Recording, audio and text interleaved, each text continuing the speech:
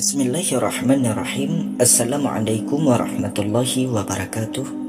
Sahabat Islami, hal faktual dari kisah Al-Quran pada surah Yasin yang hingga saat ini masih dapat dibuktikan secara arkeologis adalah keberadaan makam satu tokoh penting yang bernama Habib Al-Najjar. Berdasarkan data yang dirilis oleh atlasislamika.com, Habib Al-Najjar rahmatullahu alaih and people of Yasin, terdapat dua situs yang menjadi bukti kesejarahan Habib Al-Najjar serta keberadaannya di Antakya, yaitu Masjid Habib Al-Najjar yang merupakan masjid bersejarah di Antakya, Provinsi Hatay yang berada di Turki, dan makam Habib Al-Najjar yang terletak di bawah Gunung Silpius. Di tempat yang sama, selain makam Habib Al-Najjar, terdapat pula makam Syam'un Al-Safa, yaitu seorang utusan Nabi Isa yang mendakwahkan tauhid di Antioquia.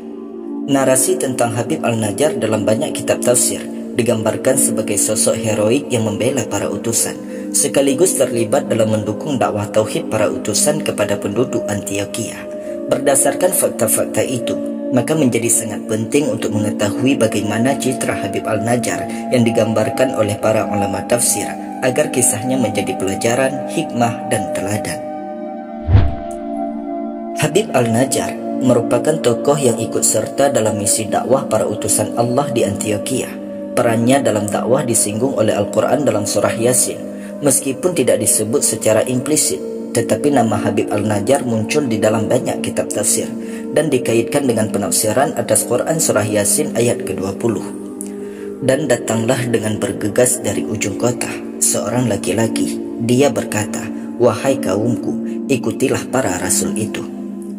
Berdasarkan ayat ini, para ulama tafsir seperti Imam Al-Samarqandi, Imam Al-Gharnati, Imam Al-Khazin, dan Imam Makki bin Abi Talib, serta banyak imam tafsir yang lainnya, menyatakan bahwa yang dimaksud dengan lelaki dari ujung kota adalah Habib Al-Najjar. Imam Ibnu Katsir dalam tafsir Al-Quran Al-Azim, jilid 3 halaman 568-569, bahkan mengutip sebuah hadis yang menunjukkan penegasannya bahwa Habib Al-Najjar adalah sahibu Yasin atau seseorang yang namanya disebutkan di dalam surah Yasin. Sebagaimana bunyi hadis yang disampaikan oleh Ibnu Abi Hatim berikut ini, dari Abdul Malik Ibnu Umair yang mengatakan bahwa Urwah Ibnu Mas'ud Al-Saqafi radhiyallahu an pernah berkata kepada Nabi sallallahu alaihi wasallam, "Utuslah aku kepada kaumku, aku akan menyeru mereka untuk memeluk Islam." Maka Rasulullah sallallahu alaihi wasallam bersabda, "Sesungguhnya aku merasa khawatir bila mereka nanti akan membunuhmu." Urwah berkata, "Seandainya mereka menjumpaiku sedang tidur, maka tidak berani mereka membangunku." Akhirnya Rasulullah sallallahu alaihi wasallam pun bersabda, "Pergilah kamu." Maka Urwah berangkat menuju tempat berhala Lata dan Uzza. Lalu kemudian ia berkata, "Sungguh aku benar-benar akan melakukan suatu hal yang akan membuatmu celaka besok pagi." Maka orang-orang Saqif marah, dan Urwah berkata, "Hai orang-orang Saqif, sesungguhnya tiada ketinggian lagi bagi Lata dan tiada kejayaan lagi bagi Uzza.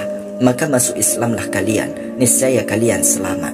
Hai orang-orang yang tergabung di dalam persekutuan, sesungguhnya tiada kejayaan lagi bagi Uzza dan tiada ketinggian lagi bagi Lata. Masuk Islamlah kalian, niscaya kalian selamat."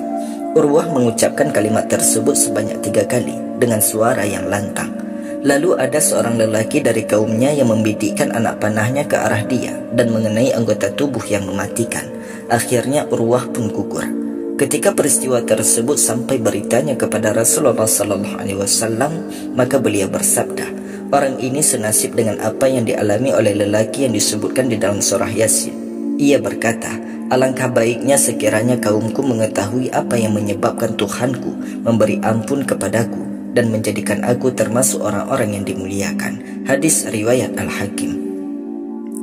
Melalui riwayat ini menjadi jelas bahwa laki-laki dari ujung kota yang dimaksud oleh Quran surah Yasin ayat yang ke-20 adalah tentang Habib Al-Najjar. Kesimpulan yang dikuatkan oleh hadis riwayat Imam Al-Hakim dan juga para mufassir. Beberapa citra Habib Al-Najjar. Menurut Kamus Besar dalam Bahasa Indonesia yaitu KBBI, salah satu makna citra adalah gambaran yang dimiliki banyak orang mengenai pribadi. Dalam hal ini, gambaran mengenai pribadi Al-Najjar menurut para ulama tafsir adalah: yang pertama, Habib Al-Najjar dicitrakan sebagai orang yang beriman. Tanda keberimanannya adalah kepercayaannya terhadap para utusan yang datang ke Antioquia untuk mendakwahkan tauhid kepada kaumnya. Bahkan Al-Najjar juga menyeru kepada kaumnya, penduduk Antioquia, untuk mengikuti apa yang disampaikan oleh para utusan untuk beriman kepada Allah, seperti bunyi Quran Surah Yasin ayat 21 yang artinya, ikutilah orang yang tidak meminta imbalan dalam berdakwah kepadamu, mereka adalah orang-orang yang mendapat petunjuk. Kedua, Habib Al-Najjar adalah sosok yang peduli dan memiliki hati yang bersih. Kepribadian Al-Najjar digambarkan dalam tafsir Al-Baghawi jilid 7 halaman 13-14 dengan menukil pendapat Wahab Al-Baghawi menjelaskan pekerjaan Al-Najjar sebagai tukang sutra yang gemar bersedekah dan membagi harta yang diperolehnya menjadi dua bagian, setengah untuk disedekahkan, setengah lainnya untuk keluarganya. Sedangkan Syekh Al-Tantawi dalam tafsir Al-Wasit juz 12 halaman 23 menambahkan bahwa Al-Najjar memiliki naluri yang sehat, jiwa yang murni, serta hati dan tekad yang tinggi. Ketiga, Habib Al-Najjar bersikap kritis dan cinta pada kebenaran. Ciri ini dideskripsikan oleh Syekh Abdul Qadir Al-Jailani dalam tafsir Al-Jailani juz 4 halaman 171-172. Sikap kritis yang dimiliki oleh Al-Najjar tergambar dalam dialognya dengan para utusan Allah di Antioquia. Disebutkan dalam tafsir ini bahwa Al-Najjar pernah bertemu dengan dua utusan Allah. Ketika kedua utusan tersebut masuk ke Antioquia, Al-Najjar mengucapkan salam kepada mereka dan juga bertanya. Pertanyaan Al-Najjar terfokus pada prinsip-prinsip teologis, seperti pertanyaan tentang siapa kalian? Jika kalian adalah utusan Allah, apa tanda dan bukti bahwa kalian adalah utusan Allah? Kedua pertanyaan ini pun dijawab dan dibuktikan langsung oleh para utusan tersebut. Syekh Abdul Qadir Al-Jailani meyakini bahwa salah satu dari dua utusan itu adalah Nabi Isa alaihissalam. Atas pertanyaan yang diajukan oleh Habib Al-Najjar, kedua utusan menjawab dan membuktikan bahwa mereka merupakan utusan Allah. Dibuktikan dengan kemampuan menyembuhkan anak lelaki Habib Al-Najjar yang telah lama sakit dengan mengusap tubuhnya. Setelah pembuktian sekaligus jawaban atas pertanyaan yang diajukannya, Habib Al-Najjar percaya dan beriman kepada Allah, lalu menyibukkan dirinya dengan beribadah kepada Allah. Sebagai informasi tambahan tentang tanda kenabian yang terdapat pada dua utusan, Syekh Abdul Qadir Al-Jailani menyebut bahwa kedua utusan tersebut juga dapat menyembuhkan orang yang buta sejak lahir dan penyakit kusta. Akhir yang baik bagi Habib Al-Najjar dan keteladanannya. Apa yang dilakukan oleh Habib Al-Najjar menunjukkan ketinggian kadar keimanannya. Ia adalah contoh ideal tentang keimanan.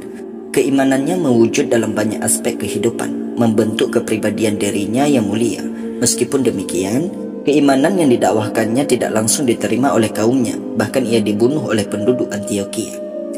Sedari awal, Habib Al-Najjar memang adalah tokoh yang pasang badan untuk membela para utusan Allah dalam menyampaikan dakwah. Ia pula yang menyeru kaumnya untuk tunduk dan taat kepada Allah dengan argumentasi yang dapat diterima akal. Bahkan Al-Najjar pula yang menyatakan kesaksian di hadapan kaumnya untuk beriman kepada Allah. Al-Najjar adalah penduduk Antioquia yang beriman kepada para utusan Allah, yang juga berani menghadapi ancaman bahkan siksaan dari kaumnya sendiri. Dengan segala keberaniannya, Habib Al-Najjar sampai pada waktu kematiannya. Menurut Ibnu Mas'ud, sebagaimana dikutip oleh Imam Al-Khazin dalam tafsir Lubab Al-Ta'wil fi Ma'ni Al-Tanzil juz 4 halaman 6, penyiksaan yang dilakukan penduduk Antioquia kepada Al-Najjar dengan cara diinjak-injak sampai ususnya keluar dari duburnya. Disebutkan pula bahwa ia dilempar dengan batu. Dalam keadaan itu, ia masih sempat untuk berdoa untuk kaumnya, "Ya Allah, berikanlah petunjuk bagi kaumku." Al-Najjar kemudian wafat. Ia dikuburkan di Antioquia. Keimanan Habib Al-Najjar menemukan relevansinya hari ini pada saat sebagian orang hidup dalam kecemasan dan kekhawatiran atas masalah-masalah dunia yang dihadapinya. Iman yang ada di dalam hatinya tidak membantunya keluar dari permasalahannya. Mentalitas menjadi rentan karena jauh dari nilai-nilai keimanan itu sendiri.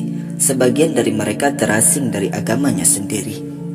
Persoalan itu kemudian menjadi penyebab munculnya berbagai permasalahan-permasalahan lain seperti sikap individualistik, tidak mau terhubung dengan lingkungan dan masyarakat, tidak rasional dan menolak kebenaran.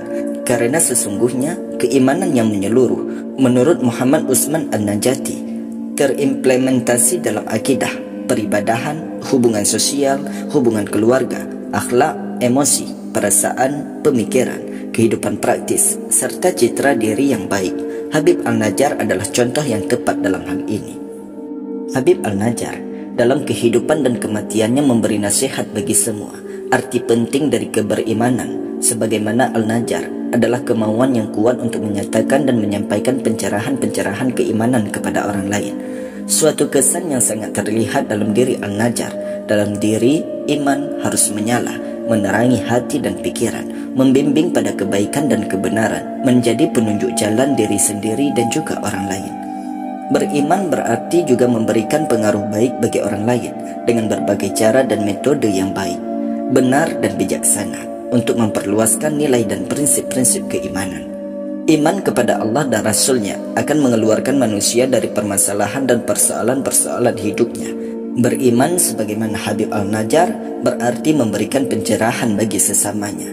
Iman sudah seharusnya diwujudkan dalam diri dan dalam berbagai peran kehidupan oleh siapapun yang mengaku beriman. Sahabat Islami rahimakumullah, demikianlah kisah singkat kita tentang kisah di balik surah Yasin.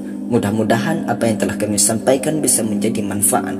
Wallahu a'lam bishawab wa ilaihil marja' wal ma'ab. Wassalamualaikum warahmatullahi wabarakatuh.